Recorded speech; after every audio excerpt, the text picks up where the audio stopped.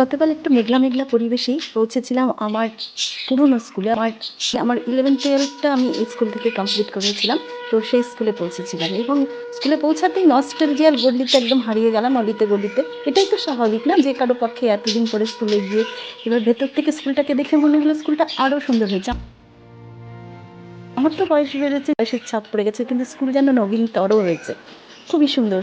এই গলি দিয়ে হাঁটতাম, এখানে মিউজিক রুম ছিল, এই দিক যেদিকে আমরা দাঁড়িয়েছিলাম এখানটায় আমাদের ক্লাসরুম ছিল। এখান দিয়ে গেলে পরে সায়েন্স সেন্টার একবার দেখতে গিয়ে ধপাস করে পড়ে গিয়েছিলাম। হ্যাঁ, পড়ে যাওয়া আমার খুব অভ্যাসের মধ্যেই ছিল, আর এটার জন্য পড়ে গিয়েছিলাম সেটাও মনে পড়লো। আমাকে বাড়ি থেকে এতটা উঁচু করে শাড়িটা পরিয়ে দেওয়া হতো, আমাকে নাকি অনেকে নিকনেম দিয়েছিল রায়গঞ্জের মানে বন্যা বা ঘর, তো এটা শুনেছিলাম।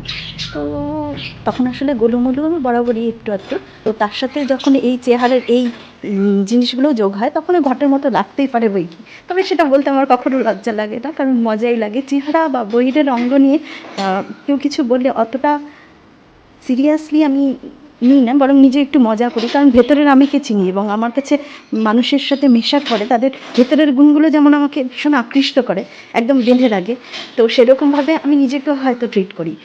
ভালো সেলফ লাভ, এটাই মনে হয় সেটা। যাই হোক, যেটা বলছিলাম, এদিক দিয়ে একদিকে গিয়ে আমাদের স্কুল কমন রুমটা আছে, একটা মাঠ দেখছেন, এই মাঠের সামনে, হ্যাঁ এই জায়গাটি আমাদের স্কুল কমন রুম। এইখানটায় একটা বেঞ্চ পাতা থাকতো, সেখানে বসে আমরা বান্ধবীরা গল্প করতাম হাফ টাইমে বা টিফিনে।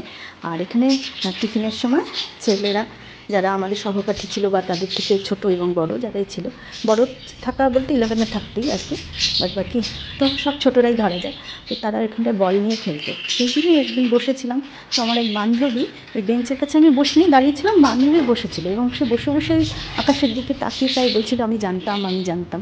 বুঝতে পারছিলাম না কি জানতো, হঠাৎ করেই দেখলাম সে করে একটা চিৎকার, করে চিৎকারে আমার যখন সঙ্গীত ফিল্ম দেখতে পেলাম ওর নাকে বাউন্স খেয়ে একটা বল এসে আমার হাতে বিচ্ছিরিভাবে লেগেছে। আমার হাত থেকে আবার বাড়িতে সেটা আরেকজন মেয়ের মাথায় লাগলো এবং আমার ওই বান্ধবী গোটাটাই দেখছিল, কিন্তু সে তখন খালি বলছিল আমি জানতাম আমি জানতাম। তো এরকম বিভিন্ন মজার মজার কাহিনী নিয়ে এখানে স্কুল জীবনটা কেটেছে।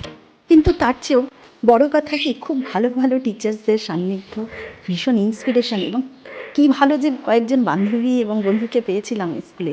যে স্কুল এখন এই স্কুলের যে স্মৃতি, সেটা আমার মনের মণিকোঠায় চিরদিন উজ্জ্বল হয়ে আছে এবং থাকবে।